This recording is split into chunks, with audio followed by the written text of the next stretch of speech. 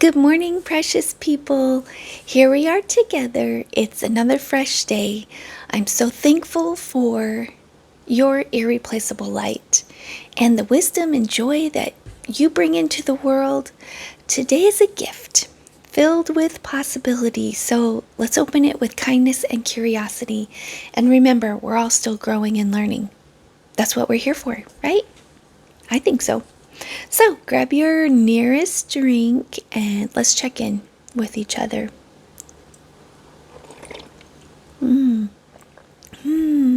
How are you doing? I hope you're doing well and you're hydrated. I got my brain juice. I'm going to drink a little bit of that. It's okay. Ooh. Sometimes it's that fake sugar taste. I don't know. Maybe it's not. Maybe it's just the minerals that are in it.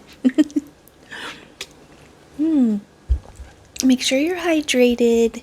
I'm going to talk about coffee today. The joy of coffee. What I just experienced. It's so good. So, this week I wanted to talk about things that can not just increase or give you joy, but things that can prolong the joy you're already feeling through our rituals. So, in the morning you hear your alarm, you wake up, you stumble into the kitchen and you push the machine on or the button on the machine to make your coffee. You pour it in a cup, you gulp it down real quick, and then you're running out the door. Or maybe while you're even doing that, you're checking the emails on your phone. So that really isn't experiencing joy. That's just a biological transaction. That's just getting the caffeine into your system in the morning. But if you want to know the difference between just consuming and savoring, it's more of a profound, like, neurobiological and spiritual experience you can have every morning. So, over the next 6 episodes, I want to talk about looking at simple, tangible things that you can do for this well-lived life. Coffee, sleep, quiet, a good book, friends, crafts, those kinds of things you can have as a ritual in your life. We're going to examine through the lens, 2 lenses. One, like the psychological, science-backed information about it, and one, the historical, timeless wisdom of the Bible, what they say about it, what that Bible says about it. So, how do we turn ordinary pursuits into consistent daily habits of joy? That's what I was wanting to focus on this whole week. I'm going to try to do that. So, but before we get into the topic today, I wanted to explain what is joy, because a lot of people can confuse it with happiness, but they are different psychological states.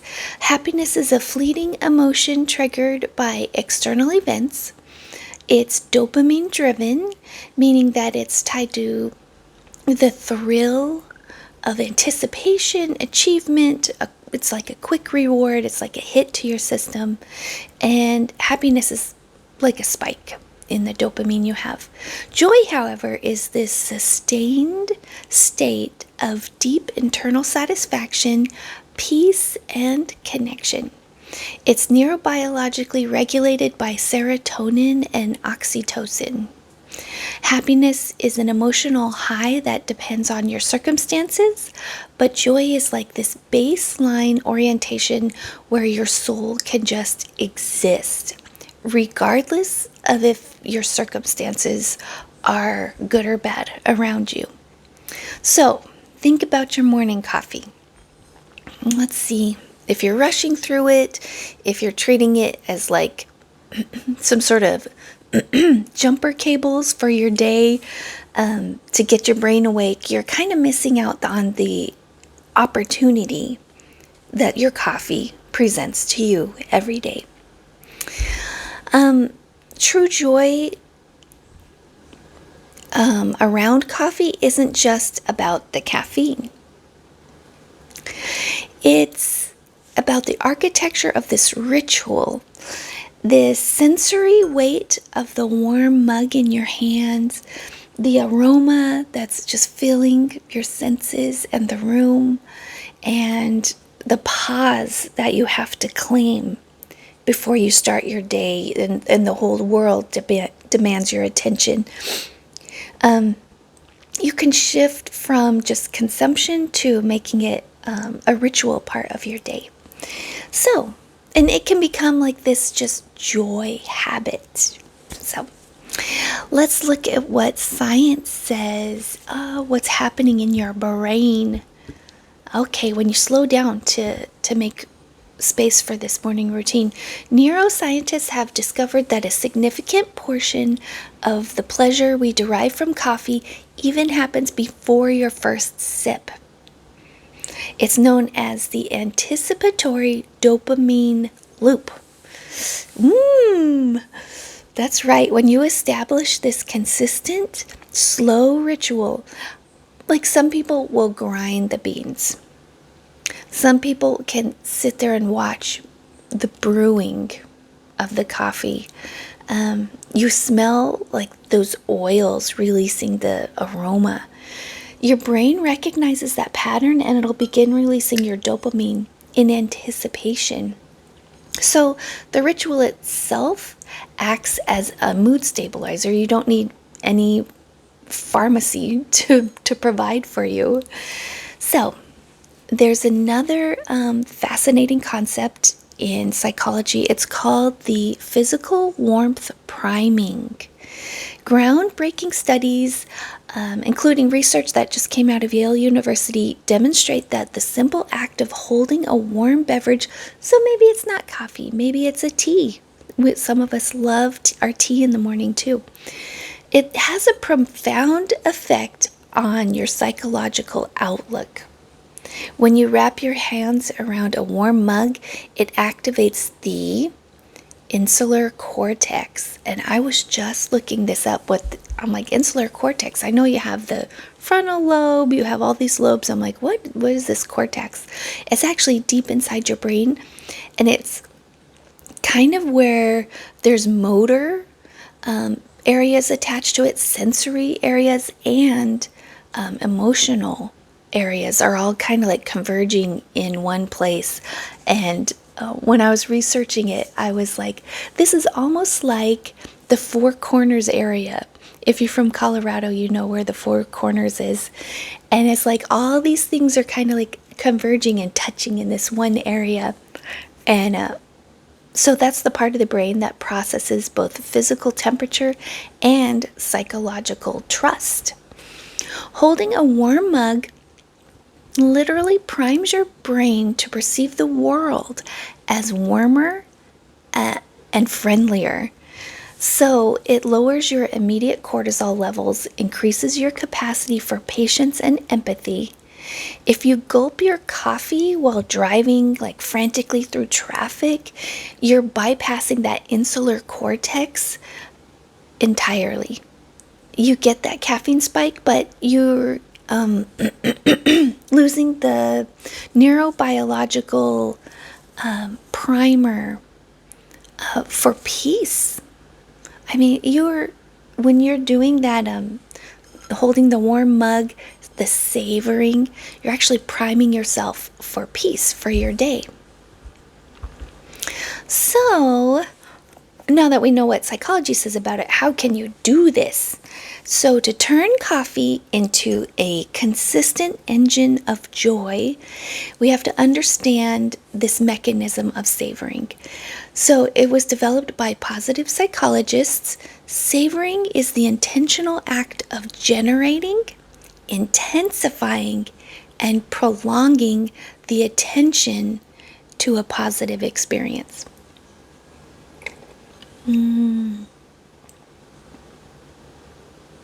So I'm putting my attention on it. I'm prolonging it, and I'm actually trying to intensify it. Just the feeling and the taste. Our brains have a natural evolutionary negative bias. I believe I talked about that before. We're hardwired to notice threats, loud noises, inconveniences.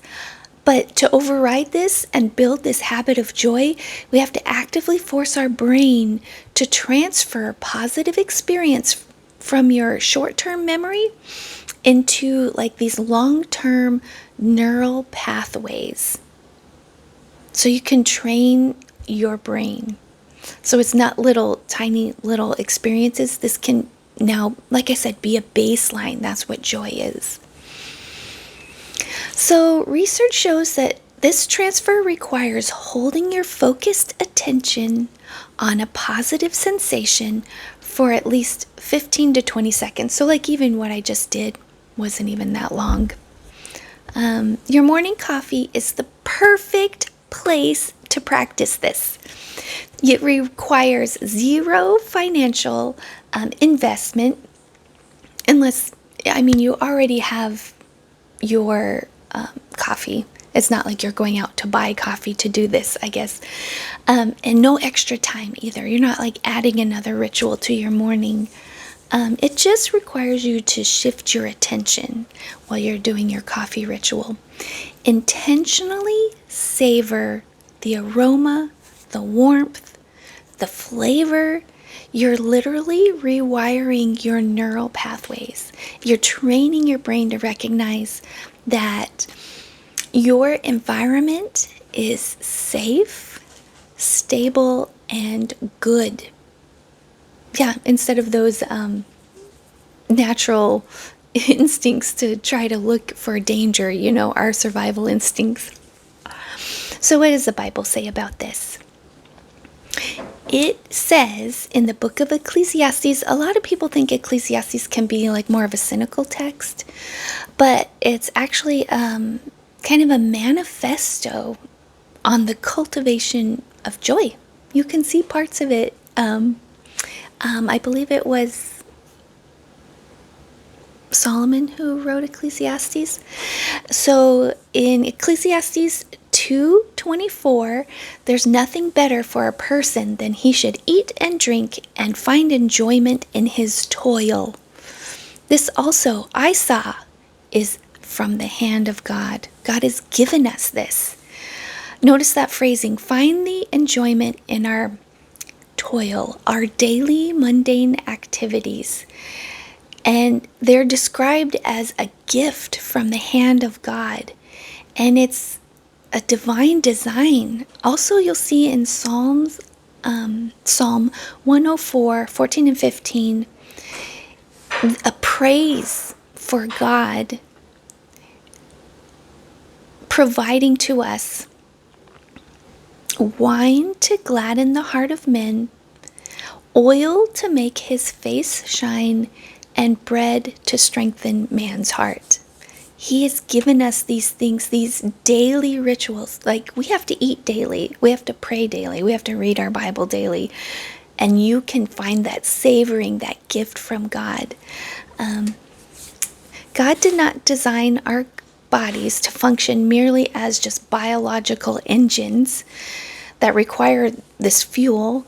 He created our senses to experience deep satisfaction from these simple daily physical gifts of creation. Honestly, I'm so grateful. I just love it. When you slow down and truly enjoy that warm beverage, you're participating kind of in a small act of worship. I know when I'm doing my little hug my mug savoring thing, I'm feeling gratitude. I can feel this as a gift, So you can acknowledge that the provision, the moment, the breath you're drawing in is a gift from God, especially in those moments when you just slow down and you savor, that act of savoring. And like what I said, savoring is, let me go back up.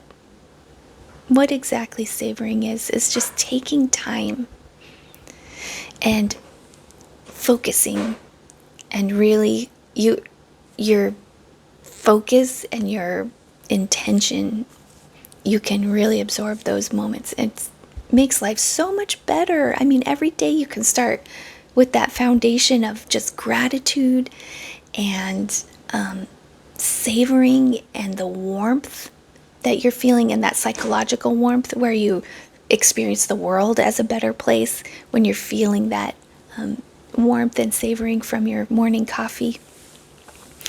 So I have been on this kick of being the architect of my own life, and trying to express that through these videos. Like, you can design the kind of life that you want to live in. So as the architect of your own daily life, you have the power to decide whether your mornings are going to be defined by chaos or by design. Joy is not something that you have to even chase down. It's something that you just have to clear space for. And you can start that in the very first hour of every day. Homework. I'm going to give you some homework. Are you ready? I actually wrote this thing down, and how I normally just savor my coffee is I do it here. I'm just like, I will do the out loud because I just love even feeling it, the vibration, and hearing it. It just, that's how I do my savoring, but I want to try this something different. So I'll be doing this tomorrow morning. So when you pour your cup of coffee, I want you to introduce a firewall around you. So for your first 3 sips, you're not touching your phone, you're not looking at your phone's off, your phone's away. You close your laptop. I'm not typing while I'm doing those sips. You sit in a chair or stand by a window. I'm always by my window here, but for me, I think I might take my first 3 sips outside, because I love every morning when I step outside. It's just warm and the air is moist, and I just feel like I'm on vacation every day here in Florida. So hold the mug with both hands. Focus entirely on the physical warmth, the aroma, and the taste. Give your brain that 20-second window of pure, uninterrupted savoring. So it's going to prime your brain for the day ahead. Honestly, I totally believe this. You can start your day. You can have a great day.